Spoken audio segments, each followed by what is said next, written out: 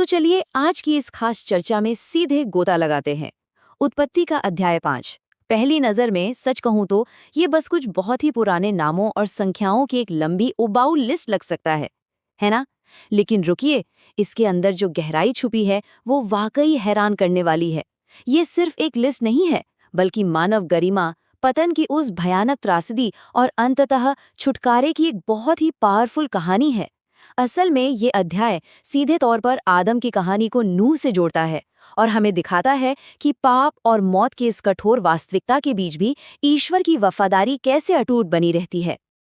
अब आप शायद सोचें कि आखिर एक पूरे के पूरे चैप्टर को सिर्फ नामों और उम्र की लिस्ट के लिए क्यों डेडिकेट किया गया। जब हम इस टेक्स्ट को ध्यान से पढ़ते हैं तो एक बहुत ही खौफनाक सा वाक्य बार बार रिपीट होता है, और वो मर गया, और वो मर गया। ये छोटा सा वाक्य पल भर में इस पूरे अध्याय का माहौल बदल देता है। ये कोई आम वंशावली नहीं है, ये एक बहुत ही स्पष्ट और भारी रिमाइंडर है कि इस दुनिया में कुछ बहुत बहुत बड़ा बदल चुका था। चलिए सबसे पहले बात करते हैं मूल योजना की, यानी अदन के बगीचे के उस ओरिजिनल ब्लूप्रिंट की। तो यहाँ सबसे क्रूशियल पॉइंट क्या है? वो ये कि मानव जीवन का मूल्य बहुत बहुत गहरा है। क्यों? क्योंकि इंसान को ईश्वर के स्वरूप में बनाया गया है, नर और नारी के रूप में, एक खास गरिमा और एक बहुत ही विशेष उद्देश्य के साथ। और पता है सबसे दिलचस्प बात क्या है? पतन के बाद भी जब दुनिया में पाप आ चुका था, तब भी इंसान की ये अहमियत खत्म नहीं हुई। इंसान अब भी ईश्वर की छवि को धारण करता है। इसका सीधा सा मतलब है कि पृथ्वी को भरने और आबाद करने की जो निर्माता की मूल योजना थी, वो पाप के आने के बाद भी रुकी नहीं, बल्कि लगातार जारी है। और जब हम पीढ़ियों के इस भव्य क्रम पर गौर करते हैं तो तस्वीर और भी साफ हो जाती है। पहली पीढ़ी यानी आदम से शुरू होकर तीसरी पीढ़ी एनोश, सातवीं पीढ़ी हनोक, आठवीं मतूशेलाह और अंत में 10वीं पीढ़ी नूह तक।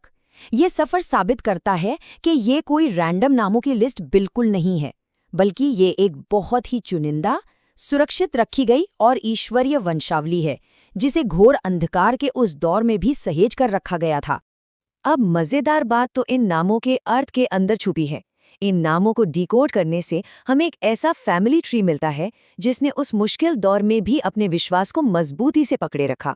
शुरुआत होती है आदम से, जो पहला इंसान था, फिर शेत, जिसके जरिए ये ईश्वरीय रेखा आगे बढ़ी। एनोश के समय में एक बहुत बड़ा बदलाव आया, लोगों ने प्रभु को पुकारना शुरू किया। महलेलेल, जिसके नाम का ही मतलब है ईश्वर की स्तुति। और फिर आखिर में नूह, जो इस भारी और थकी हुई दुनिया में आशा और विश्राम लेकर आता है। सच में ये विश्वास की एक अद्भुत निरंतरता है। अब आते हैं एक थोड़े गंभीर विषय पर, मृत्युओं की लय, जो कि पाप का सीधा परिणाम है। याद है ना, अदन के बगीचे में वो साफ साफ चेतावनी क्या थी? जिस दिन तू इसका फल खाएगा तू अवश्य मर जाएगा।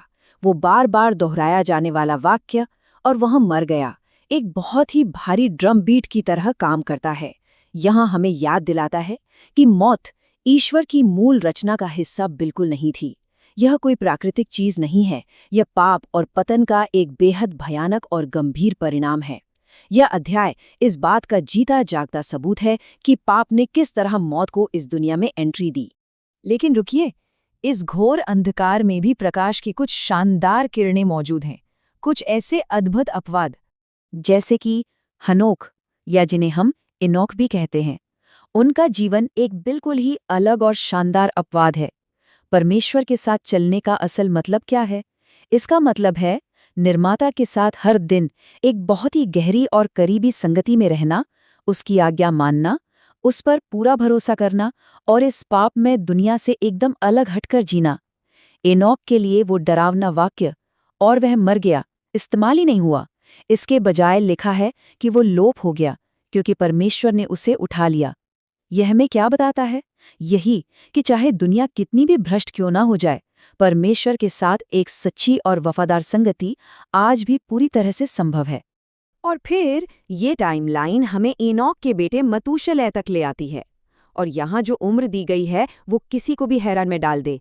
969 साल। जी हाँ, बिल्कुल सही सुना आपने, 969। ये नंबर जितना विशाल है, मानव इतिहास के नजरिए से इसका महत्व भी उतना ही गहरा है। अब जाहिर है आपके मन में सवाल आ रहा होगा कि भाई कोई इतने लंबे समय तक कैसे जी सकता है। इसके पीछे के रहस्य को समझना वाकई जरूरी है। देखिए, जल प्रलय से पहले की पृथ्वी का वातावरण एकदम अलग था और इंसान का शरीर भी आज के मुकाबले कम भ्रष्ट हुआ था। साथ ही दुनिया की आबादी बढ़ाने के लिए लंबी उम्र की जरूरत भी थी। लेकिन इन सब बातों से परे जो सबसे अहम बात है वो ये है कि ये विशाल उम्र दरअसल ईश्वर के उस असीम धैर्य को दर्शाती है।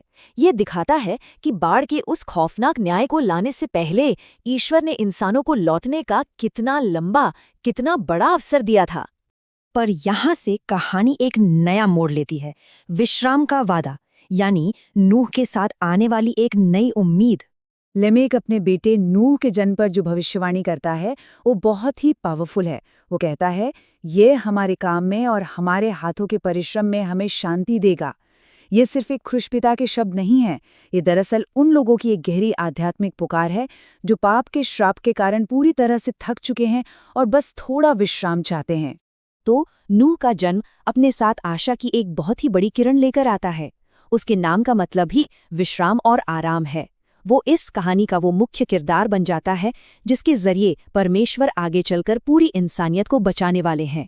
नूह पाप के श्राप से थोड़ी राहत तो देता ही है, लेकिन साथ ही वो भविष्य में मिलने वाले एक बहुत बड़े छुटकारे की तरफ भी इशारा कर रहा होता है। और अब हम पहुंचते हैं इस पूरी चर्चा के सबसे अहम हिस्से पर, अंतिम संबंध, यानी आदम से लेकर मसीह तक का वो सफर।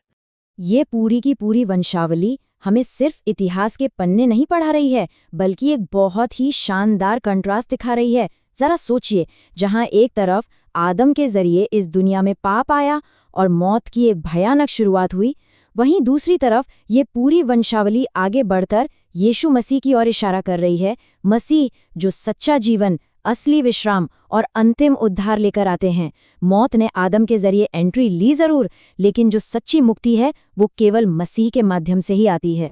तो आखिर में एक बात जो सोचने पर मजबूर कर देती है वो ये कि इस अध्याय में सैकड़ों साल जीने वाले महान लोग भी अंततः मौत का शिकार हुए।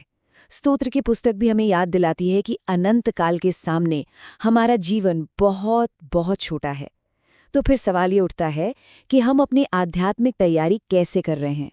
जब हमारा समय आएगा तो हम आने वाली पीढ़ियों के लिए अपने पीछे कैसा विश्वास और कैसी विरासत छोड़कर जाने वाले हैं। इसी एक गहरे और झकझोर देने वाले सवाल के साथ हम आज की इस चर्चा को यहीं रोकते हैं। इस पर जरूर विचार कीजिएगा और अपनी खोज हमेशा जारी रखिएगा।